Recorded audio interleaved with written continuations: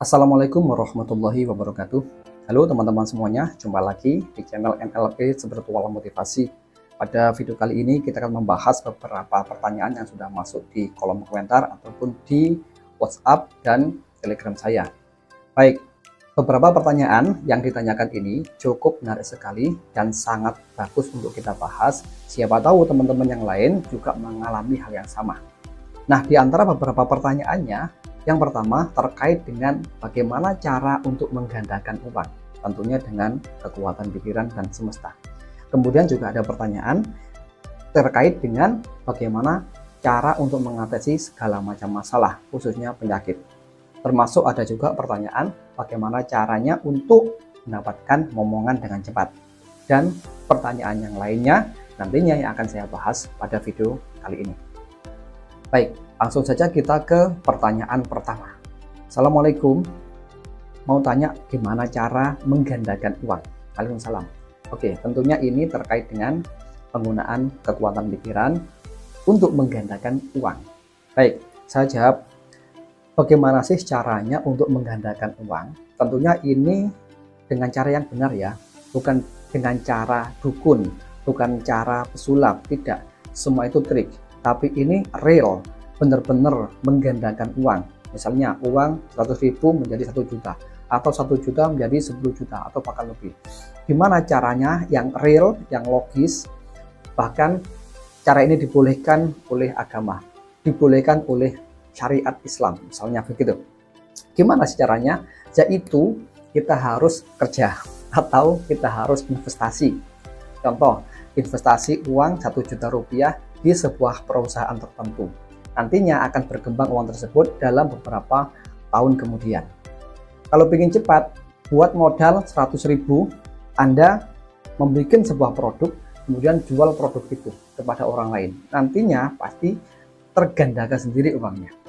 Nah, itu barusan yang saya jelaskan adalah cara umum. Cara orang itu menggandakan uang dengan cara yang logis, dengan cara yang masuk akal, yaitu dengan jual beli, investasi, dan lain sebagainya. Terus gimana sih? Apakah ada cara yang benar-benar menggunakan kekuatan pikiran? Kalau menurut saya ini bisa dilakukan. Ya, coba Anda praktekkan seperti ini. Anda akses dulu perasaan positif yang begitu kuat, misalnya perasaan happy, perasaan bersyukur, atau perasaan positif lainnya. Rasakan dulu di hati Anda. Begitu sudah kuat, maka ambil uang 100.000 atau bahkan lebih, boleh. Minimal 100.000. Kemudian katakan pada uang itu, wahai uang, aku mencintai kamu dan aku mencintai teman-teman kamu yang lain.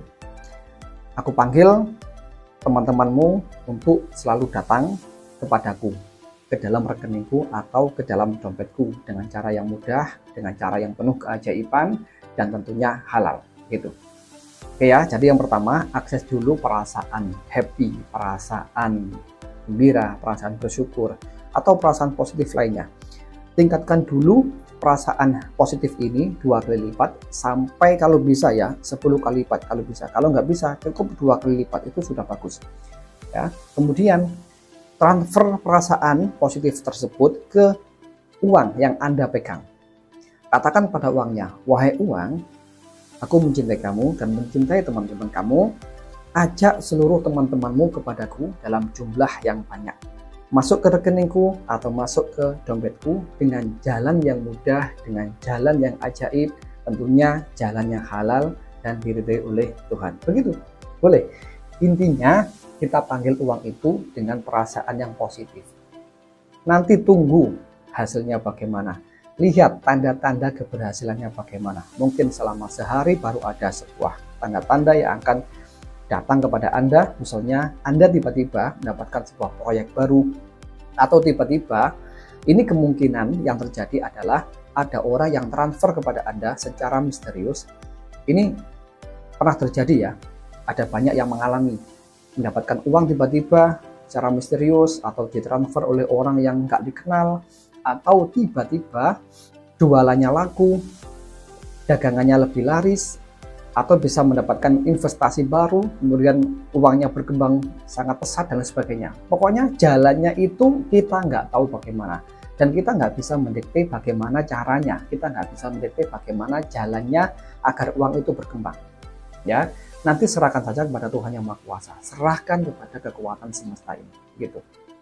Nantinya alam semesta dengan kekuatan Tuhan yang akan mengkondisikan bagaimana cara kita berkembang secara finansial. Oke, siap ya. Kemudian lanjut ke pertanyaan berikutnya. Bagaimana trik dan tips narik jodoh untuk yang seret jodoh? Nah, oke, ini pasti jomblo yang bertanya. Kalau nggak jomblo ngapain bertanya gitu ya? Bagaimana sih cara kita untuk menarik jodoh bagi yang sulit jodoh, bagi yang seret jodoh? Saya sudah membuat video tentang bagaimana mengatasi jomblo. Anda bisa mencari video saya tentang hal tersebut pada channel ini. Intinya apa sih dari video itu? Nanti silahkan dicari ya videonya ya, dan silahkan ditonton lebih jelas. Tapi saya garis bawahi, kita kenapa kok sulit untuk jodoh? Sulit untuk mendapatkan pasangan? Karena kita belum menginginkannya, kita belum memutuskannya untuk menikah, kita belum memutuskannya untuk mendapatkan pasangan. Gitu. Saya kenal seorang yang ahli percintaan, dia gampang banget mendapatkan wanita, cantik-cantik lagi. Tapi dia belum memutuskan untuk menikah.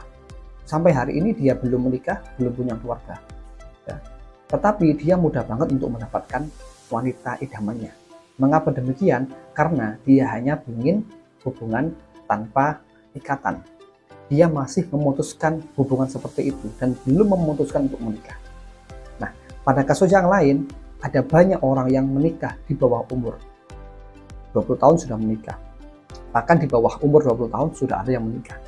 Mengapa? Karena dia sudah memilih dan memutuskan untuk menikah. Nah, sekarang bagaimana tips dan triknya? Yang pertama adalah tentukan dulu bagaimana kriteria Anda. Misalnya kalau Anda laki-laki ya, kriteria wanita idaman saya, 1, cantik misalkan. Cantiknya seperti apa? Bisa Anda definisikan lagi. Putih, ya, atau peranakan Cina, peranakan Arab bebas. Rambutnya panjang sampai punggung, kemudian kulitnya sawo matang atau kulitnya putih bebas, tingginya setelinga saya, misalkan begitu. Tentukan kriterianya bagaimana, ya. Kemudian langkah kedua, putuskan dan pilih itu terjadi. Anda bisa menggunakan afirmasi, saya memutuskan dan memilih untuk memiliki jodoh yang seperti ini, gitu. Anda harus berani memutuskan, supaya apa? Menarik jodohnya lebih cepat. Tapi kalau Anda nggak berani memutuskan dan memilih tipe kriteria wanita seperti itu, saya pastikan Anda masih lama untuk menikah, masih lama untuk memiliki jodoh. Gitu. Jadi kuncinya adalah ada pada pilihan dan keputusan Anda. Itu pilihan dan keputusan Anda yang dilandasi dengan kriteria yang Anda tentukan. Nah, ini studi kasus. Saya dulu sebelum menikah pernah angan-angan, nanti istri saya itu tingginya kira-kira setelinga saya. Sekarang kejadian, istri saya itu tingginya hampir sama dengan saya, ya sekitar setelinga saya gitu.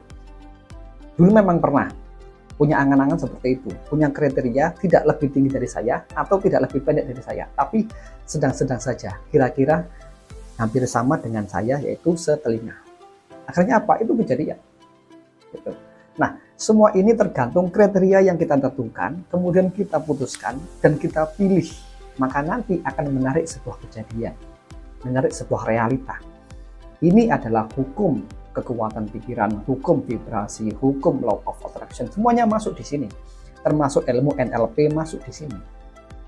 Nah, jadi tentukan kriterianya, kemudian putuskan dan pilih itu untuk terjadi.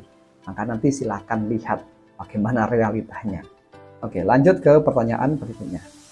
Pak, gimana supaya orang yang udah lama nikah biar cepat punya momongan? Dulu dia sebelum nikah, dia niat punya rumah dulu, baru pingin anak. Rumah sudah terwujud, anaknya nggak terwujud-wujud. Gimana Pak solusinya? Oke, jadi Anda cukup katakan ke diri Anda sendiri. Saya saat ini sudah punya rumah, sudah mapan, dan saya pastikan, saya putuskan untuk memiliki omongan sesegera mungkin. Gitu. Ini sebetulnya kasusnya sama dengan pertanyaan sebelumnya. Ya, sulit jodoh. Kalau ini sulit punya anak. Sebetulnya di bawah sadarnya itu belum menginginkan punya momongan. di bawah sadarnya masih ada data pikiran bahwasanya rumah dulu atau mapan dulu baru punya anak. Nah, sekarang data itu harus dimodif, data itu harus diubah ya. Dengan cara begini, bisa Anda tulis atau langsung diucapkan dengan jelas dan tegas. Dulu saya ingin punya rumah terlebih dahulu, tapi sekarang saya sudah punya rumah, saya sudah mapan, maka saya putuskan untuk segera punya anak di tahun ini. Nah, itu boleh. Nah, jadi putuskan terlebih dahulu dengan cara memodif data seperti barusan. Bisa Anda tulis, bisa langsung Anda ucapkan di lisan dengan jelas dan tegas, atau cukup di button saja dengan jelas dan tegas. Kemudian sampai Anda itu merasa ada dorongan, merasa yakin untuk memiliki anak.